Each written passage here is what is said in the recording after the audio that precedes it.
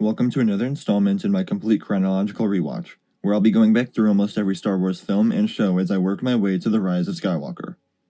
I've already gone through some of the movies, so be sure to check those out for yourself after this.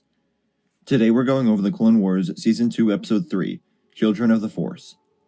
Set in 21 BBY, Darth Sidious has a new dark assignment for bounty hunter Cad Bane: kidnap Force-sensitive children from across the galaxy and bring them to Mustafar. The final episode of this Cad Bane arc, this episode is packed in terms of story events. Despite only being 20 minutes long, it's able to fit a lot into that short span of a time, including 2 attempted kidnappings by Bane, meetings with the Chancellor and Jedi Council, retrieving the holocron from Bane's hideout, and rescuing the children from Mustafar. And the amazing thing is that at least to me, it never felt rushed or like some moments were cut too short. There are definitely moments like the kidnappings where I think it would have been nice to spend more time there and get a full sequence beyond just 30 or 60 seconds, but it didn't seem necessary. The episode opens up with Cad Bane's presence being revealed by his different blood, leading to a short chase scene as he escapes into hyperspace. First off, it's pretty insignificant, but after the way Anakin chose Ahsoka over the mission last episode, it stood out to me how he pretty much ignores her being knocked to the ground by Bane, and instead runs straight by her like nothing happened. It isn't big, but at least here he's able to focus on stopping Bane from escaping, rather than stopping to help Ahsoka up or something along those lines. Another detail that I briefly mentioned in my rewatch of the last episode was how Yularen argues a lot more with Anakin than I remembered, and it continues here to the point where it genuinely makes him seem like an unlikable character to me. He questions Anakin's order to shut the hyperspace rings down, which gives Bane enough time to escape.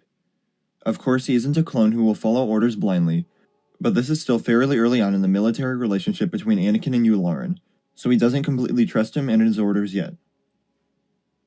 Something that did seem a bit redundant about the episode was how during the Jedi Council meeting, Yoda said there was a small chance that they could figure out which children Bane was going to go after, but when we see him, Windu, Obi-Wan, and Anakin meditate on it, it appears as though they do it with relative ease.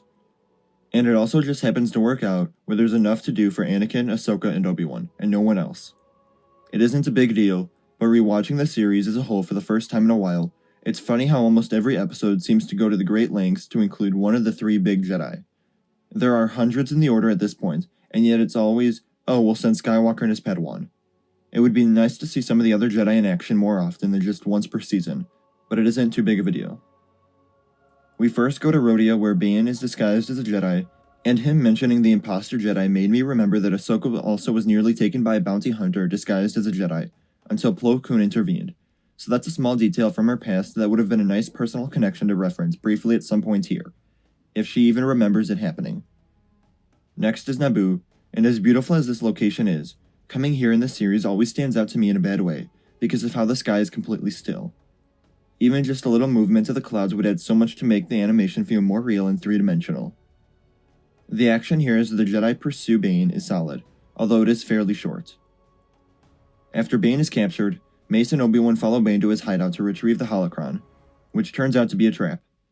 It's surprising how openly cocky and willing to toe the line the Jedi are here, both in their behavior as they leave for the holocron and how willing they are to work in unison to perform a mind trick on Bane. Nobody really bats an eye, but it seems like a very dark side thing to do, at least with the way it's used here. We also get to see Mustafar in animated form, which looked good compared to some of the other locations. We learn about what exactly Sidious is doing here with the children, as he attempts to create an army of Force-sensitive spies, trained in the dark side, and although it sounds slightly different, it's basically what the Inquisitorius turns out to be, except the spies would have been for wartime, whereas the Inquisitors were only needed to hunt down surviving Jedi. Sidious also mentions a secondary facility, and we know he had different laboratories across the galaxy, so that's a story I'd like to see in the future. Let me know what you think of this episode in the comments below, and where it ranks among your favorite episodes. Remember to like the video, and subscribe to stay up to date with my chronological rewatch.